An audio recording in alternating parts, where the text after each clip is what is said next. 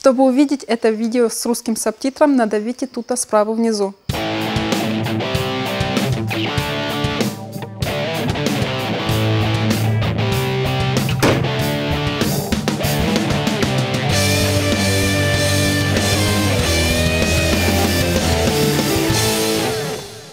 Herzlich willkommen zur Folge 84 von Reptil TV.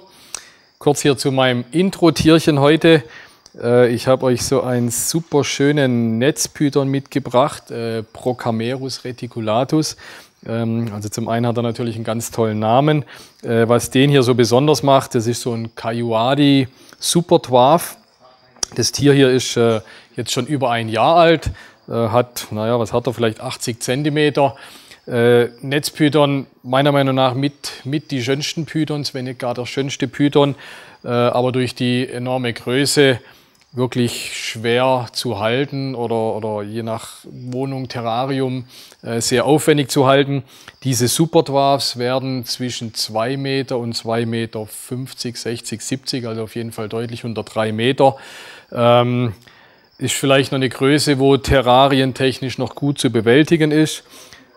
Ich habe so den Eindruck, sie sind auch recht brav hier, diese Super Dwarfs immer. Also wirklich ein absolut tolles, gigantisches Terrarientier und deswegen wollte ich den euch heute zeigen. Jetzt aber zum Thema der heutigen Folge. Keine Angst, es wird hier nicht wieder die Kinder- oder Familienfolge. Das Thema heute ist Reptilien und Allergien. Allergien sind ein großes, wichtiges Thema in unserer wie soll ich sagen, in unserer Wohlstandsgesellschaft, ne, mittlerweile so und so viel Prozent der Menschen haben ja irgendwelche Allergien. Was ich euch heute zeigen will, dass die Reptilien perfekt geeignet sind als Haustier, auch für Allergiker. Es gibt wie bei allem auch da einen minimalen Beipackzettel oder minimale Risiken und Nebenwirkungen, die man ein bisschen beachten muss, wo man ein wenig drauf aufpassen muss. Aber ansonsten, das Reptil selber ist völlig frei von irgendwelchen allergenen Stoffen. Ne? Also selbst wenn man das an die Haut bringt, ins Gesicht bringt, man könnte sich die Schlangen wahrscheinlich in die Augen reiben, man würde nicht allergisch darauf reagieren, weil es einfach keinen allergenen Stoff gibt an diesem Tier. Und das wollen wir euch heute in der heutigen Folge zeigen. Natürlich bin ich kein Arzt hier, der was Medizinisches vortragen kann und will oder ein Allergologe oder irgendwas in der Art. Aber ich selber bin Betroffener, in Anführungsstrich, bin selber Allergiker, weiß, wovon ich rede. Trotz Allergie bestreite ich meinen Lebensunterhalt eben mit den Reptilien seit über 20 Jahren. Von dem her glaube ich zu behaupten, dass ich mich ein bisschen damit auskenne, auf was man achten muss. Wie gesagt, Reptilien sind perfekt, auch für einen Allergiker. Das Reptil selber hat keinerlei Stoffe, die Allergien auslösen. Lediglich drumherum sind ein paar Dinge zu beachten. Und wenn man das macht, dann hat man ein perfektes Haustier für den Allergiker. Wir steigen hier ein mit so einer süßen kleinen Schildkröte. Wie gesagt, ich glaube, ganz tolles Haustier, perfekt geeignet. Die Schildkröte selber absolut frei von irgendwelchen allergieauslösenden Stoffen. Ne? Egal wie ich an der rumreibe oder riech oder ich hätte jetzt bald mal gesagt, ich kann die sogar bald ablecken, ohne dass was passiert. Also Quatsch natürlich, kein Mensch leckt ein Tier ab. Wie gesagt, für einen Allergiker das Tier absolut frei von irgendwelchen potenziellen Allergenen. Wo ich jetzt zu dem Punkt komme, wo ich ein bisschen aufpassen muss, ist einfach das Drumherum. Ne? Wir haben es hier mal ein bisschen aufgebeigt.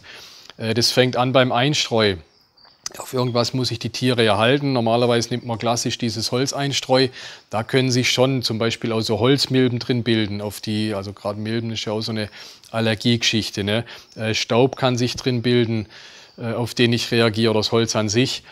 Ich kann als Alternative entweder diesen grünen Kunstrasen, ne, wie man kennt von Terrassen oder sonst was, kann ich verwenden als Terrarienunterlage.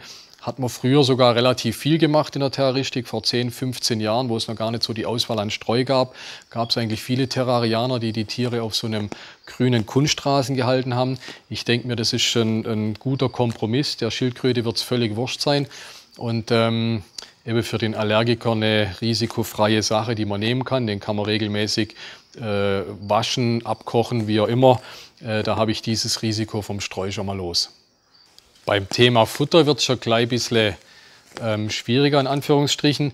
Ich glaube, die frischen Blätter, die ich verfütter, ne, wenn ich frische Löwenzahnblätter verfütter oder Salat, wenn ich nichts anderes zur Verfügung habe, oder eben andere Kräuter, Huflattich, was weiß ich, was man alles den Schildkröten als gutes Futter geben kann. Sicherlich kein Problem, wenn ich die Blätter da reinlege. Also meines Wissens ist niemand auf ein Löwenzahnblatt allergisch. Ich denke, da ist kein Risiko. Jetzt bei den trockenen Sachen, hier dieses Wiesenheu, was wir hier haben, oder das sind auch so Schildkröten, Kräuter, ne, die man so übers Futter streut, wirklich absolut gesund für die Schildkröte, auch wichtig für die Schildkröte, dass man sowas verfüttert. Das streue ich so übers Futter. Eben dieses Heu kann ich reinmachen ins Terrarium, zum einen als Futter, zum einen als Versteck. Da könnte ich mir vorstellen, dass wenn jetzt jemand eine starke Pollenallergie hat, dass er auch darauf reagiert. Ne? Staubig ist auch ein bisschen, wer weiß, vielleicht irgendwelche Milben, die sich vielleicht auch drin bilden. Da wäre ich einfach ein bisschen vorsichtig, ne? Dass jemand, der die Fütterung von denen Sachen oder das Reinigen von denen Sachen übernimmt, oder wie gesagt, dass das jemand übernimmt, der vielleicht nicht allergisch ist. Ne? Also da minimal aufpassen. Bei den frischen Blättern sehe ich persönlich kein Risiko. Ein Spezialfall, den ich noch ein bisschen hinzufügen will in der Schildkröten oder in dem Schildkröten-Thema. Ich hatte mal einen Kunde, der hat so wirklich so richtig große Spornschildkröten gehabt. Ne? War mordshappy mit den Tieren, hat mords Spaß dran gehabt. Allerdings, die haben, der hat das Ganze beheizt mit Heizmatten von unten. Die Schildkröten, die pieseln natürlich auch mal, pieseln auf die Heizmatte und durch die Wärme ist dieser Urin verdampft, verdunstet, ne? Und hat einen gewissen Geruch abgegeben, wahrscheinlich so vielleicht ein Salmiakgeruch oder weiß der Herrgott was, also durch die Wärme von unten plus den Urin der Schildkröte. Da hat der wahnsinnig drauf, also war ein Asthmatiker, da hat der wahnsinnig drauf reagiert und musste die Schildkröten sogar aus dem Grund abgeben. Wie gesagt, das waren so riesen Oschis, die wahrscheinlich einen halben Liter da drauf gepinkelt haben. Ich sehe das ein bisschen als Ausnahmefall, aber trotzdem hätte ich ihn ganz gern erwähnt gehabt hier. Jetzt kommen wir zu den Echsen. Ich dachte mir, Übertreibung veranschaulicht. Dann nehmen wir gleich mal eine bisschen größere, dass man sie sieht auf dem Bild. Hier so ein schöner argentinischer schwarz-weißer Teu als Beispieltier. Auch dieses Tier völlig frei von irgendwelchen allergieauslösenden Stoffen. Egal wie ich den hantiere und schmus und mache und tue, ich werde keine allergische Reaktion drauf haben. Die Problematik, wie bei der Schildkröte auch, liegt wieder zum einen im Einstreu. Alternativ zum Einstreu kommen wir wieder zu dem Kunstrasenteppich oder mittlerweile gibt es auch andere künstliche Bodenteppiche oder was für Terrarien. Ich denke, fürs Tier wirklich egal, absolut vertretbar, wenn ich nicht gerade ein grabendes Tier natürlich habe. Aber wenn ich so einem Teu das anbiete und entsprechend Verstecke anbiete, wird der auch auf dem Teppich glücklich sein. Also kann ich dem schon mal aus dem Weg gehen. Eine Alternative zu den Teppichen, wo ich es gerade erzählt habe, oder zu den unnatürlichen Bodenbelägen, kann ich auch zum Beispiel Sand nehmen. Also für grabende Tiere sowieso, Bardergarm, Dornschwanzergarm auf Sand halten. So ein Teu kann man sicherlich auch gut auf Sand halten. Ich denke, ein Sand ist auch für einen Allergiker kein Problem, birgt kein allergisches Risiko.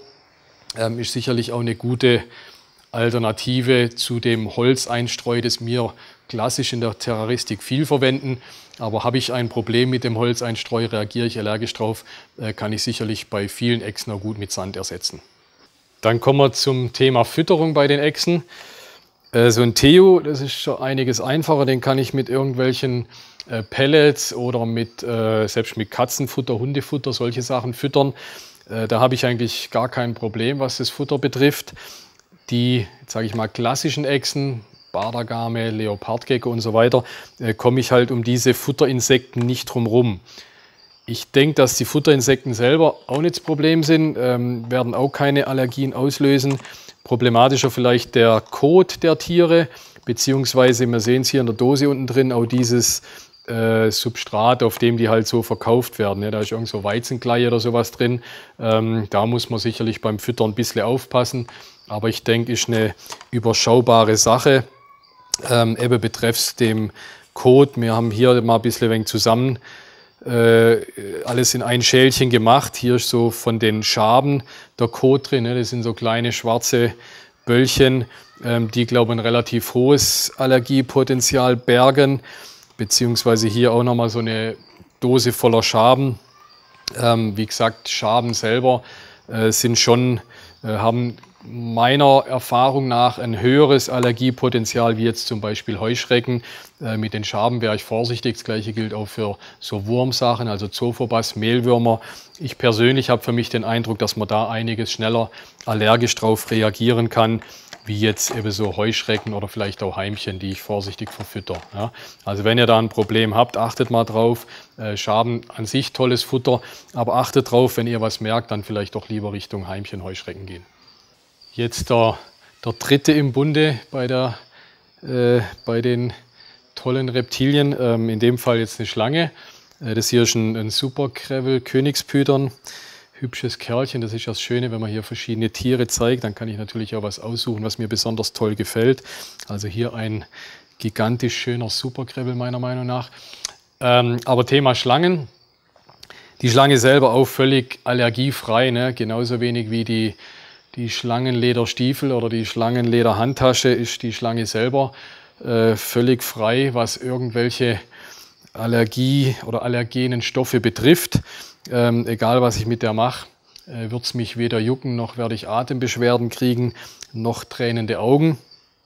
Problematik, wie auch bei den Tieren davor, ist wieder das Einstreu. Kann ich bei der Schlange auch gut ersetzen durch Alternativen, Kunstrasen. Zeitungspapier nimmt man viel bei Schlangen, oder nicht viel, aber nimmt man normal zur Quarantäne, nimmt man Zeitungspapier. Der Schlange selber ist sicherlich wurscht, wenn die ihr Leben lang auf Zeitungspapier verbringt, sicherlich nicht so schön. Also von dem her so ein Kunstteppich vielleicht die schönere Alternative. Aber ansonsten geht von der Schlange wirklich keinerlei Allergiepotenzial aus. Thema Futter, da kommen wir zu den Mäusen. Klar, Mäuse, Ratten, Meerschweinchen, Hasen, was auch immer ich meiner Schlange irgendwann mal verfüttern will.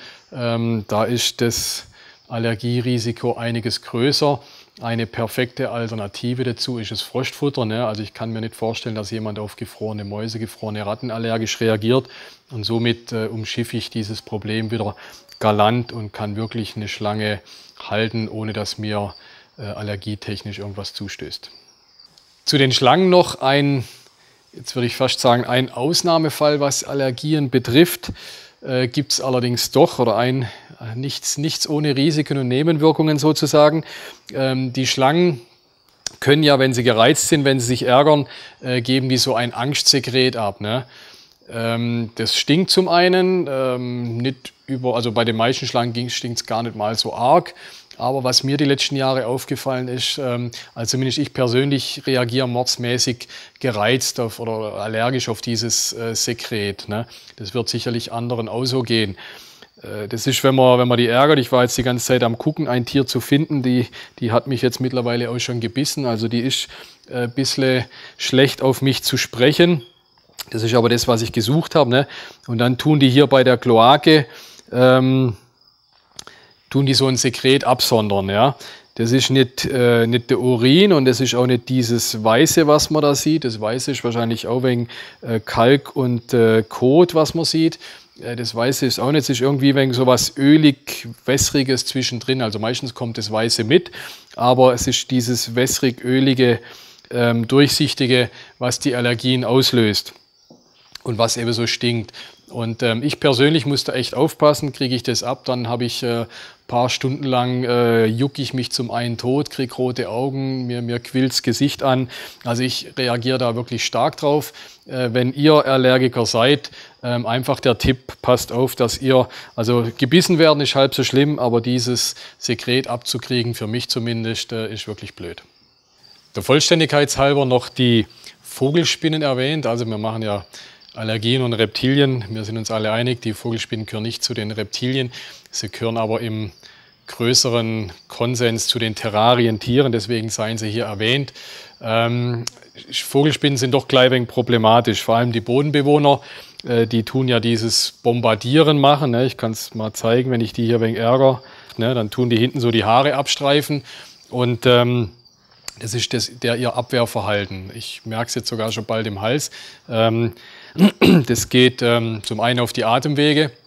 Ich persönlich an der Haut merke ich nichts. Jetzt der Adamo hier, er sagt, wenn er die Spinnen versorgt, da kratzt er sich tot. Da reagiert sicherlich jeder anders drauf.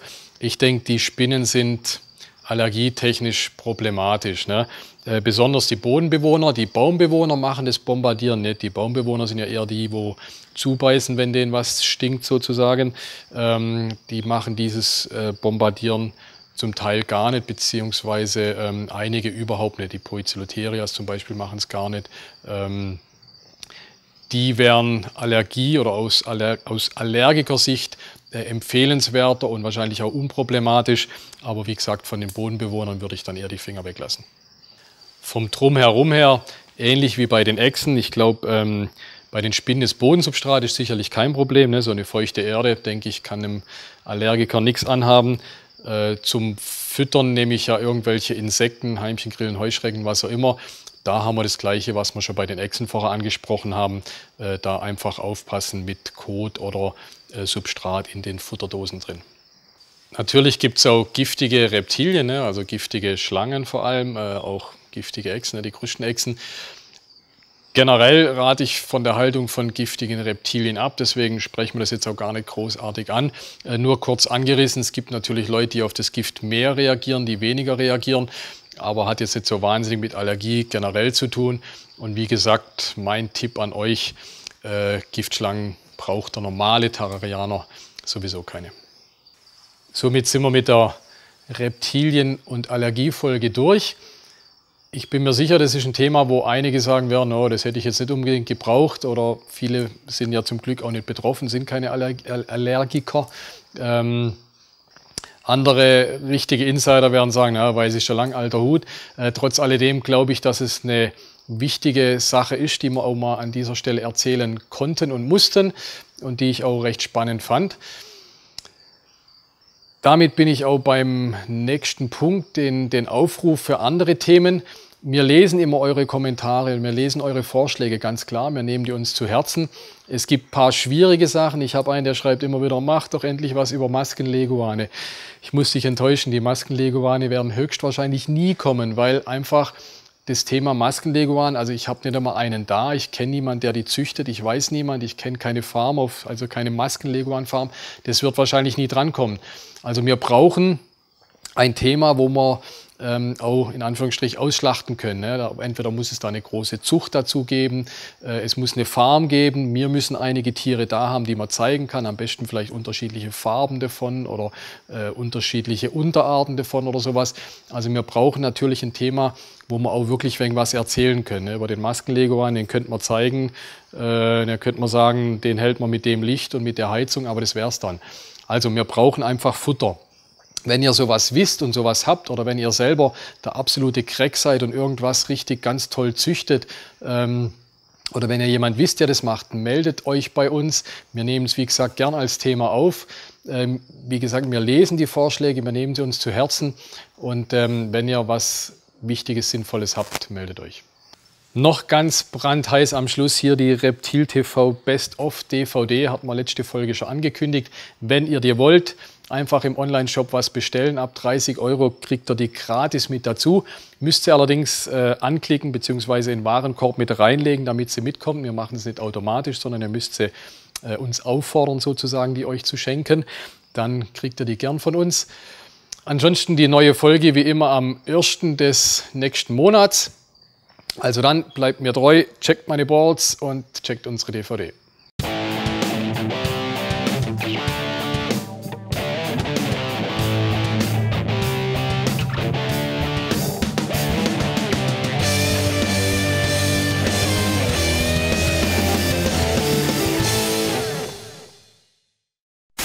Das wollen wir euch heute in der heutigen Folge zeigen.